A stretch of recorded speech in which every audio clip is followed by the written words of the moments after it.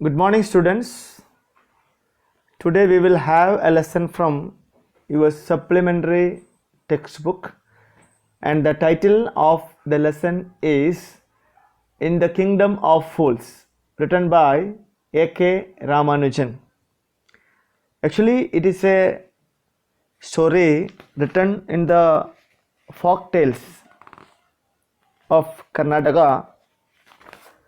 You can also read this story in Kannada language as well, because it is a Kannada folktale from A.K. Ramanujan's folktales from India.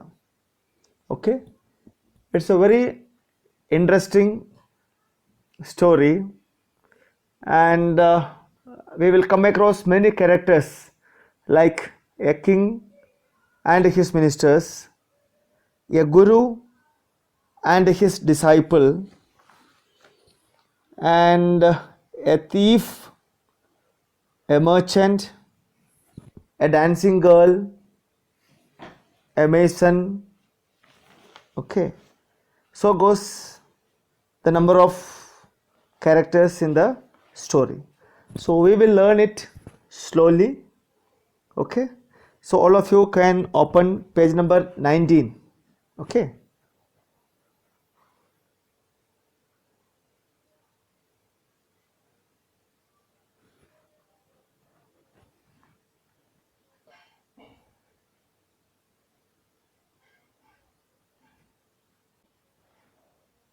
Yeah.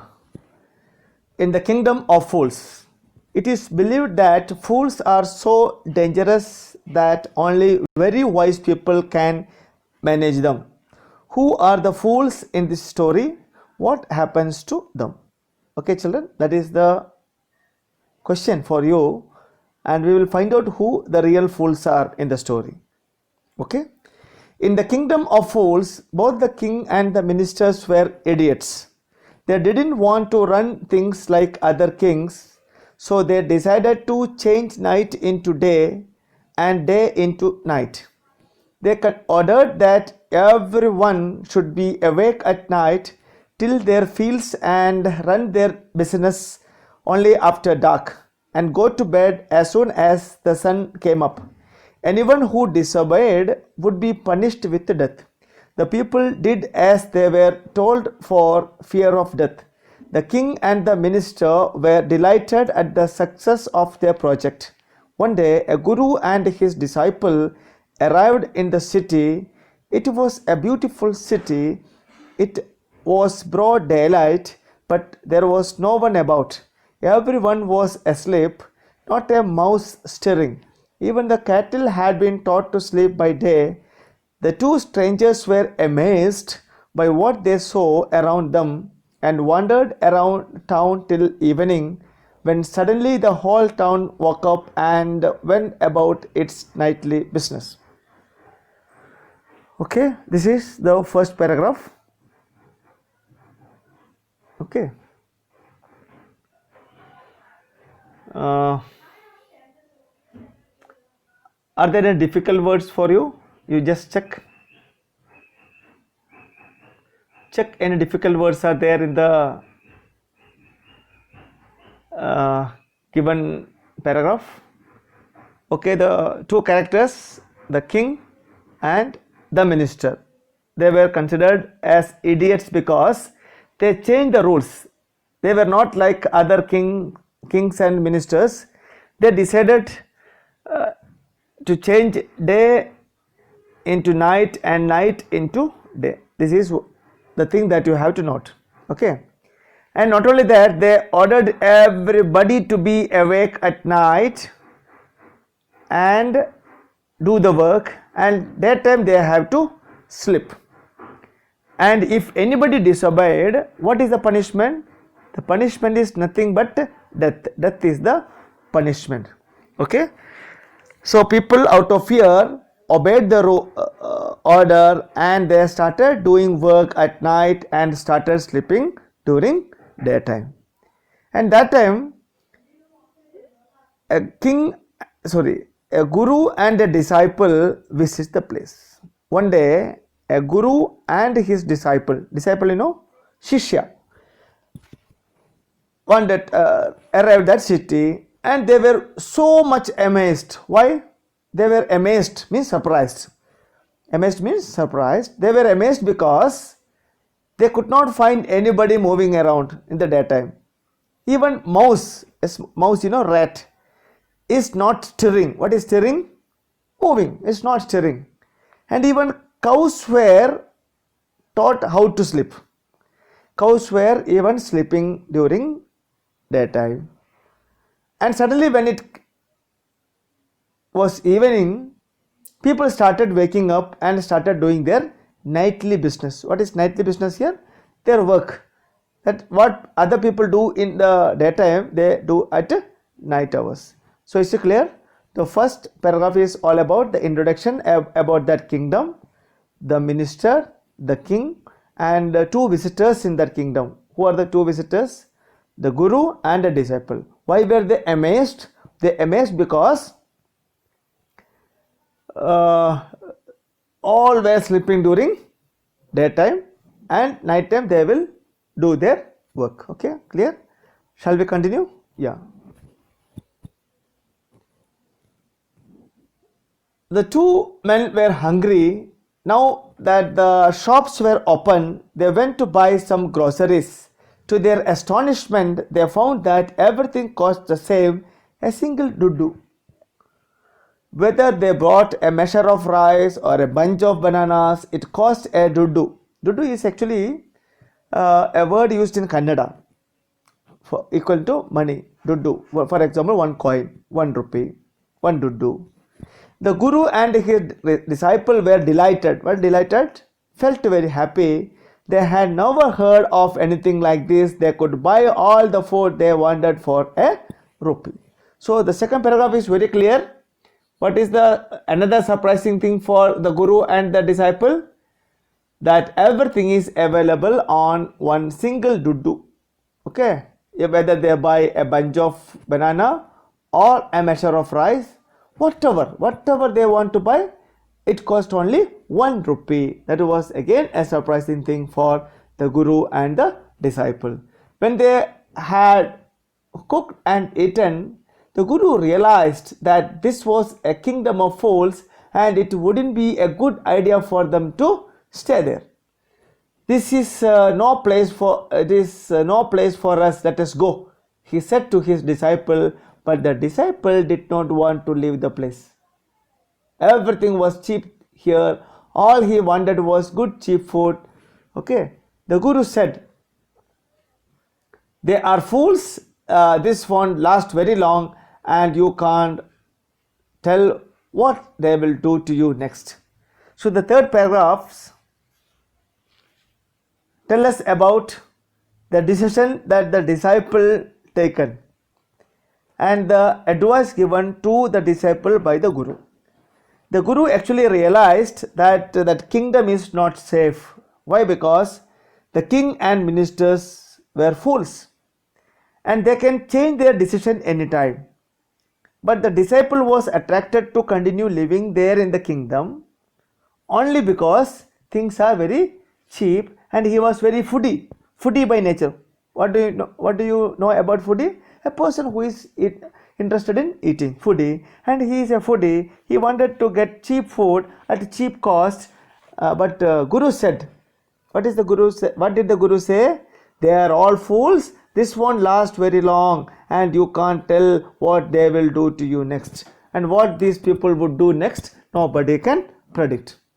Okay, next paragraph. But the disciple wouldn't listen to the Guru's wisdom. He wanted to stay. The Guru finally gave up and said, do what you want, I am going, and left. The disciple stayed on, ate his fill every day, bananas, ghee, rice, wheat, and he grew fat like a street side sacred bull. You know, children, what happened to that disciple finally?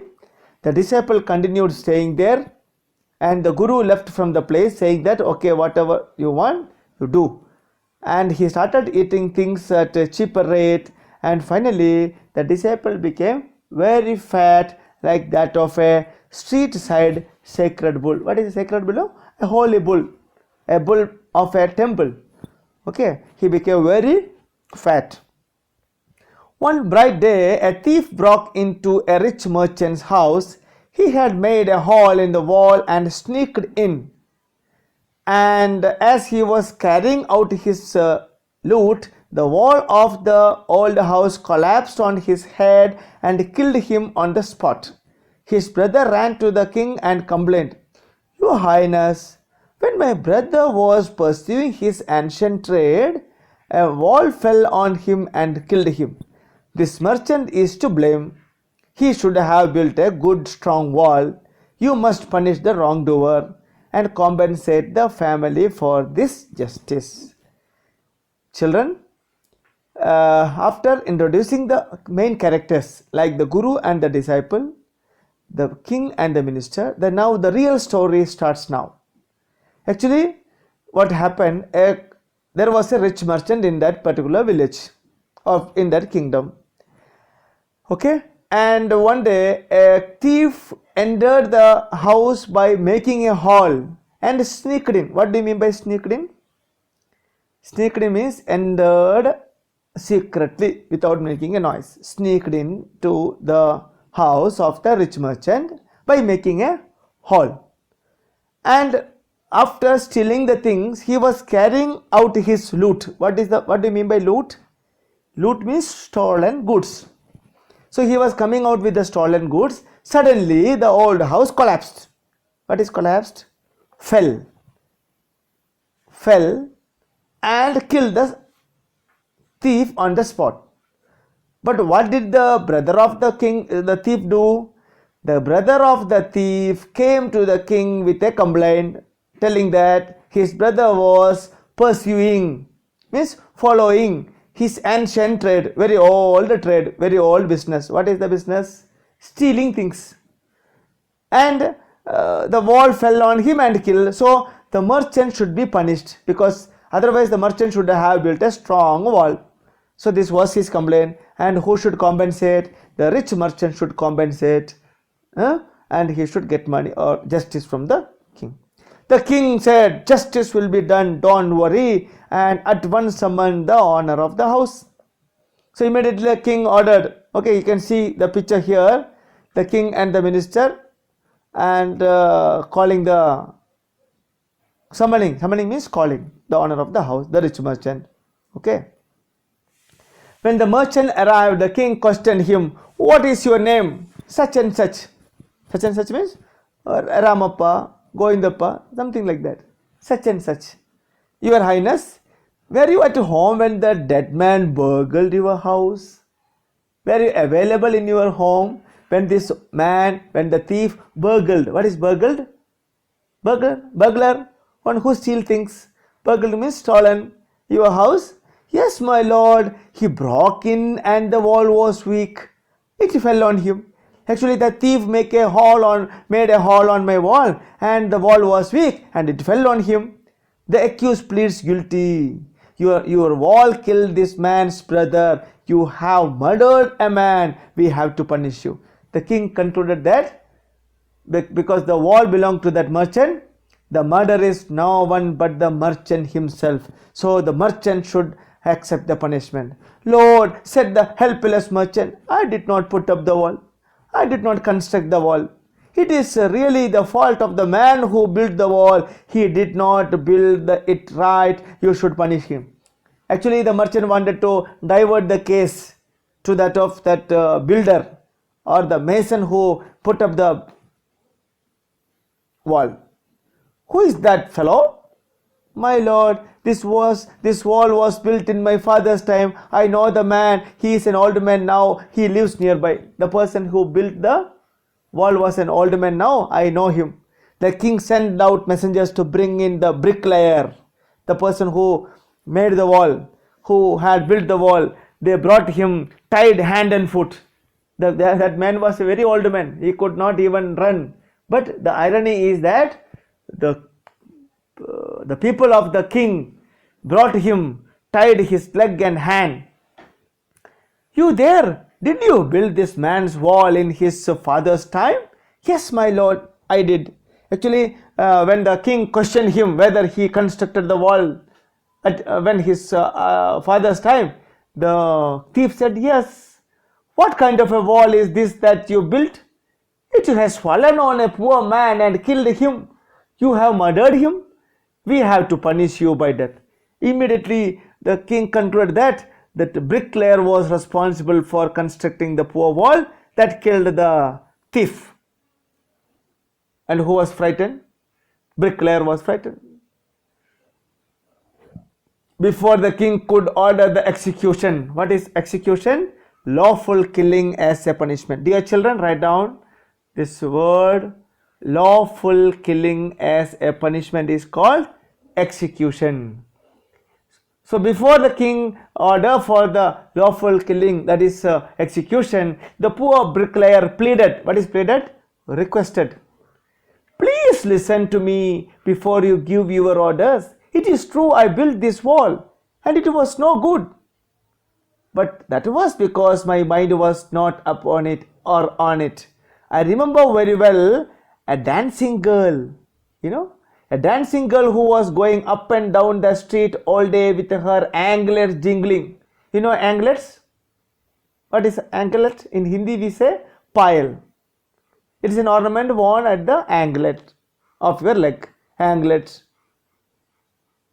I don't know what you call in Kannada.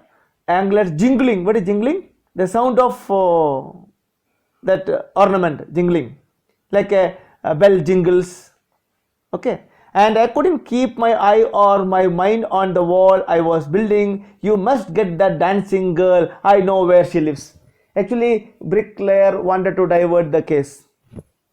He said he constructed, but it was poor because his mind was not on it. His mind was distracted by the dancing girl, and she was going up and down that street when I was constructing the wall. So who should be punished according to the bricklayer? The dancing girl. So dancing girl is responsible. Okay. So the foolish king will now call the dancing girl. "Oh, you are right. The case deepens. Okay. We must look into it. We must examine the case very correctly, thoroughly. It is not easy to judge such complicated case." According to the king, the case is very complicated because he is a foolish king. "Let us get that dancer wherever she is." The dancing girl, now an old woman. She is no more a dancing girl now. She is an old woman, came trembling to the court. What is trembling? Shivering. This is a difficult word for you, I think. Shivering. The girl came, the old lady came shivering to the court. "Did you walk up and down the street many years ago while this poor man was building a wall? Did you see him?" "Yes, my lord. I remember it very well." The old lady said that she remember everything very well. "So you did walk up and down with your anklet jingling? You were young and you distracted him, so he built a bad wall. And it has fallen on a poor burglar, thief, and killed him. And you have killed the innocent man. You have to be punished." Immediately the king again concluded that the dancing girl was responsible. That means that lady girl was now an old lady and she was responsible for the death of the poor burglar. I think let us stop here for the day. And before we conclude for the day, let us make a recall of what you have learned for the day. So the story started with the introduction of the king and his ministers, the guru and the disciple, and the foolish king changed the rule of that country that all people should work at night time and to sleep during day hours. Even animals were trained to do that. That was the surprising thing. And another interesting thing of the kingdom is everything is available on a single do, whether it is a measure of rice or a bunch of banana or a refrigerator or at whatever. It's only one to do. And because of this, the disciple wanted to continue living in that country. Why? Because he wanted cheap food at cheap cost. But the guru could identify or to realize that the kingdom and the king would change his rules anytime. So he did not want to continue there, and he left the disciple, and disciple became very fat and grew like a street side bullock or bull. And one day, a rich merchant's house was there was a thievery that happened in rich merchant house, and the thief made a hole on the wall, and the wall collapsed, and he lost his life. But his brother made a complaint to the king, and the king wanted to investigate the case. First of all, he called the merchant. The merchant said it was not his fault because the wall was constructed by a bricklayer, and bricklayer was called, and bricklayer said it was not his problem. He could not construct properly because of a dancing girl. Dancing girl was responsible for that, and the king called the dancing girl and blamed her that she was responsible for the wall be constructed in a poor way, and that killed a burglar. Okay, so children, all of you make a thorough reading of the text, make a loud reading, also make silent reading, and we will continue with the text tomorrow. Till then, bye. Have a nice day ahead.